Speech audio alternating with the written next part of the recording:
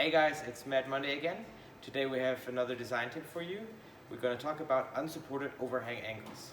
So as you guys know, overhangs are parts from your part that stick out into the powder bed and that are ideally unsupported, so you don't have to remove supports.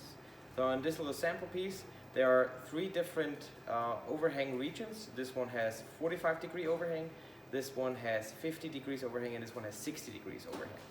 So as you can see, on 45 and 50 degrees, that's pretty much looking good, and you can print this without supports. However, on 60 degrees overhang, it seems that the process is struggling, and this is mostly due because this was printed in a very fine layer height. So the smaller your layer height, typically the harder it gets to print overhangs due to the high energy density.